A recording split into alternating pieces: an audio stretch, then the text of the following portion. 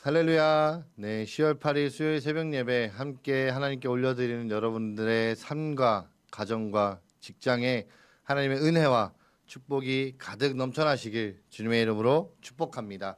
여러분, 오늘 나눌 말씀의 제목은 하나님의 약속을 붙잡고 믿음의 길을 걷자라는 제목으로 말씀을 나누고자 합니다. 여러분, 오늘 본문을 보면 야곱은 요셉의 초청을 받아서 마침내 애굽으로 이주하였습니다. 우리는 이러한 야곱의 애굽 이주 사실을 보면서 그의 파란만장한 방랑의 삶을 돌이켜 보게 됩니다. 야곱은 약 75세가량 되었을 때 장자 축복 탈취 사건으로 인해 형 에서의 보복을 피해서 고향을 떠나 빛단 아람에 있는 외삼촌 라반에게로 가서 그곳에서 약 20년 동안을 보내야만 했습니다. 이후 야곱은 가나안 땅으로 돌아왔지만 그곳에서도 이곳저곳을 돌아다녀야만 했습니다. 그리고 이제는 또다시 물설고 낯설은 애굽 땅으로 이주하여 가게 된 것입니다. 이와 같이 야곱의 생애는 참으로 방랑의 삶 그 자체였습니다. 이러한 야곱의 나그네 생애는 우리 모든 성도들의 삶에 대한 예표가 됩니다. 그렇습니다. 우리 성도들의 세상에서의 삶은 마치 나그네 인생길과 같습니다. 그리하여 성도들은 비록 육체적으로는 어느 한 곳에 정착하여 살지만 영적으로는 이 세상에서 나그네와 같은 존재로서 세상에 사는 한참된 안식을 얻지 못하는 것입니다. 그것은 성도들은 하늘을 본향 삼고 살아가기 때문입니다. 만일 성도가 세상에서 어떤 안식을 찾고자 한다면 그는 좌절감만 느끼게 될 것입니다. 그러므로 성도는 세상에서의 나그네된 신분을 기억하며 세상에서 안식을 찾으려고 해서는 안 될 것입니다. 더불어 세상에 한눈 파지 말고 참된 안식이 있는 하늘 본향을 향해 부지런히 나아가야 하겠습니다. 베드로전서 2장 11절 말씀에 나와 있습니다. 사랑하는 자들아 거류민과 나그네 같은 너희를 권하노니 영혼을 거슬러 싸우는 육체의 정욕을 제어하라. 아멘. 여러분 본문 1절 말씀에 보시면 야곱은 애굽으로 이주하기 위해 모든 가족과 소유를 이끌고 그가 거주하던 헤브론 땅을 떠나 브레세바에 이르러 하나님께 희생 제사를 드렸습니다. 여기서 야곱이 하나님께 희생 제사를 드린 브레세바는 가나안 땅의 남쪽 경계가 되는 곳입니다. 즉 야곱은 이 가나안 땅을 벗어나기 직전에 하나님께 제사를 드린 것입니다. 그런데 그가 이처럼 가나안 땅을 벗어나기 전에 하나님께 제사를 드린 데에는 특별한 목적이 있었습니다. 그것은 애굽 이주에 대한 하나님의 뜻을 묻기 위함이었습니다. 야곱은 아브라함과 이삭의 행적을 통해 하나님께서 택한 애굽의 여행을 엄격히 금지하셨다는 사실을 잘 알고 있었음에 분명합니다. 그는 비록 가나안 땅에 기근이 심하고 또한 요셉의 애굽 초청이 있었지만 가나안 땅을 떠나기 전에 하나님의 뜻을 묻고자 한 것입니다. 물론 야곱은 하나님의 그의 애굽 이주를 금하신다면 이주를 포기할 생각을 갖고 있었을 것입니다. 한마디로 야곱은 하나님의 뜻에 절대 순종할 마음의 자세를 갖추고 있었던 것입니다. 이와 같이 성도들은 모든 일에 먼저 하나님의 뜻을 살피고 그 하나님의 뜻에 순복해야 합니다. 우리가 인생을 살아가다 보면 순간순간 선택의 순간을 만나게 됩니다. 우리는 이때 하나님의 뜻에 부합되는 길을 선택해야 합니다.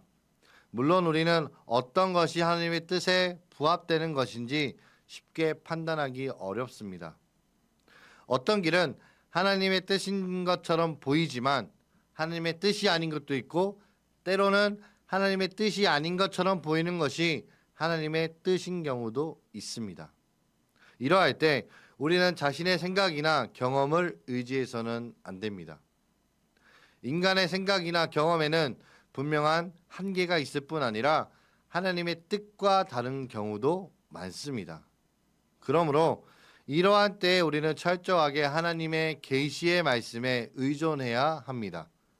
그렇습니다. 하나님의 말씀에 의존할 때 우리는 하나님의 뜻을 분명하게 판단할 수 있는 것입니다. 그러므로 사랑하는 성도 여러분, 매 순간 형통한 삶을 살기를 원하십니까? 모든 일에 먼저 하나님의 뜻을 살피되 하나님의 계시의 말씀에 근거해서 그 뜻을 분명하게 분별하시기 바랍니다. 우리가 하나님의 뜻을 정확히 분별하여 순복할 때 우리는 하나님의 인도하심과 축복으로 말미암아 형통한 삶을 살게 될 것입니다.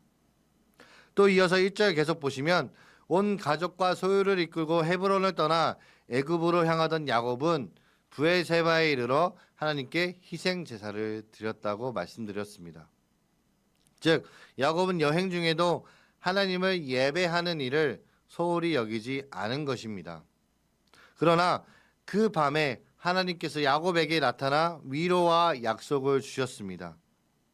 이와 같이 하나님은 당신을 예배하는 일에 힘쓰는 자에게 은혜를 베풀어 주십니다. 여러분, 그것은 하나님은 당신을 찬양하고 감사하며 당신에게 모든 영광을 돌리는 예배를 기쁘시게 여기시기 때문입니다. 사실 성도의 제1본문은 하나님을 예배하는 일에 힘쓰는 것이라 해도 틀리지 않습니다. 그럼에도 불구하고 오늘날 성도들 가운데는 예배의 중요성을 인식하지 못하는 사람들이 많습니다. 그래서 주일날 하나님께 예배를 드리지 않고 개인적인 일을 보는 성도들도 많이 있습니다. 그러나 이와 같이 예배를 등한시하는 사람은 진정한 하나님의 은혜를 체험할 수가 없습니다. 하나님께서는 성도가 모든 삶 가운데서 하나님을 영과 진리로 예배하는 삶을 살 때 그에게 임하셔서 은혜를 베푸시고 선한 길로 인도하시는 것입니다. 그러므로 사랑하는 성도 여러분, 항상 하나님을 예배하는 일에 힘쓰시길 바랍니다. 나아가 여러분 삶 전체를 하나님께서 기뻐하시는 거룩한 산 제사, 곧 영적 예배로 드리시길 바랍니다. 그리할 때 하나님의 무한하신 은혜와 인도하심을 경험하게 될 것입니다. 3절 4절에 보면 하나님께서 야곱과 함께 애굽으로 내려가시겠다는 약속을 주시면서 애굽으로 내려가기를 두려워 말라라고 말씀하셨습니다. 물론 이는 하나님께서 실제로 애굽으로 내려가신다는 말씀이 아닙니다. 하나님은 영적 존재로 천지에 충만하신 분입니다. 그리하여 하나님은 인간과 같이 시공간의 제한을 받으시는 분이 결코 아닙니다. 다만 하나님께서는 언제나 야곱과 동행하며 그의 길과 삶을 보호하고 인도하겠다는 의미로 그와 같은 표현을 쓰셨던 것입니다. 오늘날에도 하나님께서는 온 우주에 거하시며 모든 삶의 삶을 지켜보고 또 통치하고 계십니다. 하지만 그렇다고 그들 모두가 하나님의 보호와 인도를 받는 것은 아닙니다. 다만 하나님으로부터 함께 해주겠다는 약속을 받은 성도들만이 하나님의 보호와 인도하심의 은혜를 입을 수 있는 것입니다. 하나님께서 야곱에게 약속하셨던 것처럼 하나님이신 예수께서는 승천하시면서 세상 끝날까지 우리와 함께 하실 것을 약속해 주셨습니다. 주님께서는 그 약속을 따라 오늘도 그의 영으로 언제나 모든 성도와 동행하고 계십니다. 세상 사람들은 세상의 권력자와 어느 정도 친분 관계만 있어도 자신감을 가지고 마음 든든해집니다. 하물며 만유의 주이신 하나님이 언제나 함께 동행하신다는 약속을 받은 성도가 매사에 담대해야 할 것은 너무나도 당연한 일이 아닐까요? 그러므로 하나님의 약속을 받은 성도는 세상에 대하여 언제나 담대함과 자부심을 잃지 말아야 합니다. 나는 비록 약하나 주 예수 강하다는 그 믿음을 가지고 예수를 의지하여 담대하게 신앙의 싸움을 싸워 나가야 하는 것입니다. 이어서 4절을 계속 보게 되시면 하나님께서는 야곱에게 그와 함께 애굽으로 내려가실 뿐만 아니라 그를 인도하여 가나안으로 다시 올라올 것이라고 약속하셨습니다. 이는 애굽이 이스라엘 백성이 거할 영원한 초소가 아니라 임시 거처이며 때가 되면 가나안 땅으로 반드시 돌아와야 함을 의미합니다. 그렇습니다. 이스라엘 백성들에게 있어서 애굽은 그들의 본향이 아니었습니다. 이스라엘 백성들은 잠시 나그네와 객으로 애굽에 머물 뿐이었습니다. 이와 마찬가지로 이 세상은 우리 성도들의 본향이 아닙니다. 여러분, 이 세상은 성도들이 잠시 머물다 가는 곳일 뿐입니다. 성도가 이 땅에서 사는 것은 성도들의 본향인 영원한 하나님 나라에 들어갈 날을 기다리는 나그네로서의 삶을 사는 것입니다. 그렇습니다. 만일 우리의 삶이 이 땅에서 끝이 난다면 우리에게 무슨 소망이 있겠습니까? 아무런 소망도 없을 뿐만 아니라 우리가 하나님을 신앙하는 것도 부질없는 일이 될 것입니다.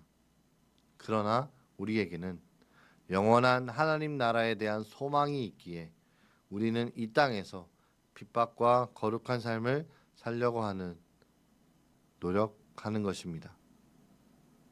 6절에 보면 야곱과 그의 자손들이 다 함께 애굽으로 갔다라고 기록하고 있습니다. 또 7절에도 보면 야곱이 그의 모든 자손을 데리고 애굽으로 갔다라고 기록하고 있습니다. 그렇습니다. 야곱은 애굽이 비록 이방 땅이었지만 하나님께서 예비하신 구원의 길이었으므로 한 사람도 빠짐없이 모든 가족을 데리고 애굽으로 내려갔던 것입니다. 이는 성도가 하나님이 예비하신 구원의 참여함에 있어서 온 가족과 함께 하여야 함을 교훈해 줍니다. 성도는 온 가족으로 더불어 구원에 들어가야 합니다.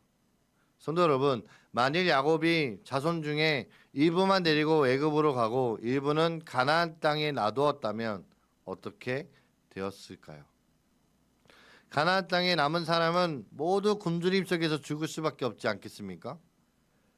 마찬가지로 가족 중에 믿지 않는 사람이 있는데 그를 구원의 길로 인도하지 않는다면 그는 영원히 멸망할 수밖에 없을 것입니다. 그리고 만일 그러한 일이 벌어진다면 마지막 심판 때 우리를 향한 구원받지 못한 가족들의 원망의 부르짖음을 어떻게 감당할 수 있겠습니까? 정녕 우리는 하나님 나라를 향하여 가는 구원의 길을 강건해서라도 온 가족을 동참시켜 심판날에 온 가족으로 더불어 구원의 기쁨을 누리시는 여러분들 되시길 주님의 이름으로 축복합니다. 말씀의 결론입니다. 야곱은 요셉의 요청에 따라 온 가족과 함께 애굽으로 내려가기로 결단합니다. 그러나 그 결정은 결코 쉽지 않았습니다. 낯선 땅으로 향하는 두려움과 언약의 땅, 그리고 가나안을 떠나는 무거운 마음이 있었을 것입니다. 그러나 가나안 땅을 떠나기 전 그는 브에세바에서 하나님의 인도하심을 구하며 희생 제사를 드립니다. 그 밤 하나님께서는 야곱에게 나타나셔서 두려워하지 말고 애굽으로 내려가라 라고 말씀하십니다. 그리고 그와 함께 하시며 그곳에서 큰 민족을 이루고 다시 가나안으로 돌아오게 할 것이라 약속하셨습니다. 하나님께서는 야곱의 모든 자손의 이름을 하나하나 기록하심으로 그 약속이 분명하고 구체적이며 반드시 이루어질 것임을 보여주십니다. 이후 그 자손들은 12족장의 대표로서 하나님의 백성을 이루는 공동체가 됩니다. 하나님의 자녀라면 누구나 말씀을 의지하여 살아가야 합니다. 오늘 내가 붙잡고 살아가야 할 약속의 말씀은 무엇입니까?